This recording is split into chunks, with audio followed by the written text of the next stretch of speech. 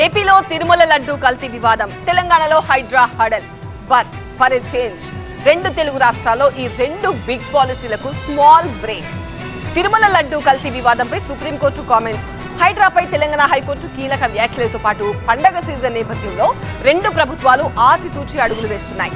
అయితే ఈ రెండు అంశాలపై రెండు ప్రభుత్వాల పెద్దలు చేసిన కామెంట్స్ ఇప్పుడు ఇంట్రెస్టింగ్ గా మారాయి. ఇంతకీ తిరుమల లడ్డు కల్తీ వివాదం, హైడ్రా వ్యవహారంపై ప్రభుత్వాలు ఏమంటున్నాయి?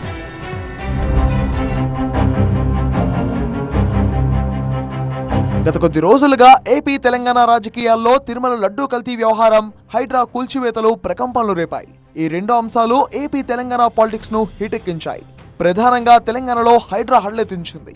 ఓవైపు హైడ్రా కూల్చివేతలు, మరోవైపు మూసీ పరివాహక ప్రాంతంలో ఆందోళనతో హై టెన్షన్ వాతావరణం నెలకొంది. ఈ రెండు అంశాలపై ఎన్ని నిరసనలు వ్యక్తమైనా రేవంత్ రెడ్డి ప్రభుత్వం మాత్రం తగ్గేదేలే అన్నట్టు వ్యవహరించింది. కానీ హైడ్రాపై తెలంగాణ హైకోర్టు కీలక వ్యాఖ్యలు చేయడం, మూసీ పరివాహక ప్రాంత బాధితులు తీవ్రస్థాయిలో ప్రభుత్వంపై విరుచుకుపడడంతో ఈ రెండు అంశాల్లో కాస్త దూకుడు తగ్గినట్టుగానే కనిపిస్తుంది. దీనికి సంబంధించి తెలంగాణ ప్రభుత్వ పెద్దలు రియాక్ట్ అయ్యారు. హైడ్రాను హైకోర్టు ఆపలేదని, కేవలం సూచన మాత్రమే చేస్తుందన్నారు నాగర్ కర్నూలు ఎంపీ మల్లు రవి.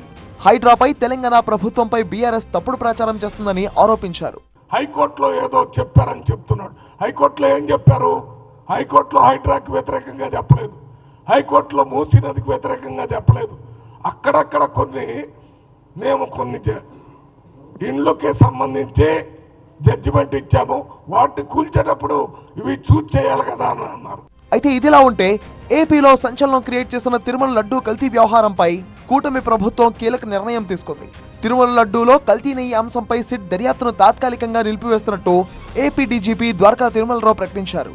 సుప్రీంకోర్టు ఆదేశాల నేపథ్యంలో ఏపీ ప్రభుత్వం తరఫున వాదనలు వినిపిస్తున్న న్యాయవాదుల సూచన మేరకే ఈ నిర్ణయం తీసుకున్నట్టు తెలిపారు. తదుపరి విచారణ తర్వాత సుప్రీంకోర్టు ఆదేశాలకు అనుగుణంగా ఎంక్వైరీ కొనసాగిస్తామన్నారు ద్వారకా తిరుమలరావు. తిరుమలలో పర్యటించిన ఆయన శ్రీవారి బ్రహ్మోత్సవాల భద్రతా ఏర్పాట్లపై సమీక్ష నిర్వహించారు. లడ్డూ వివాదంపై సుప్రీంకోర్టు కమెంట్స్ నేపథ్యంలో ప్రాయశ్చిత్త దీక్షపై deputy CM Pawan Kalyan clarity ఇచ్చారు.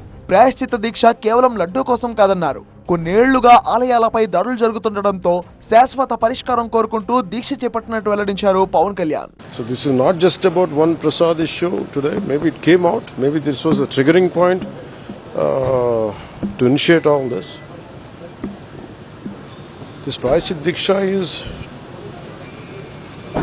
the commitment to take forward the Sanatana Dharma Parirakshana Board is very essential. That is the order of the day. Laddu వివాదంలో సుప్రీంకోర్టు కమెంట్లకు సంబంధించి కీలక వ్యాఖ్యలు చేశారు AP BJP chief Purandeswari. Laddu విషయంలో సీఎం మాట్లాడకుండా ఉండాల్సిందని సుప్రీంకోర్టు చెప్పడం సమంజసం లేదన్నారు. రాజ్యాంగ పదవిలో ఉన్నందున మాట్లాడే హక్కు ఉందని, రాష్ట్రానికి సంబంధించిన ఏ అంశంపైనైనా మాట్లాడతా అన్నారు Purandeswari. Court to say that the chief minister of a state does not have a right to speak, I think is quite unfair, because the CM, as we all know, is the constitutional head of the state and he can talk on issues pertaining to the state. He did not comment on any extraneous issue, but he commented on what was happening in his own state.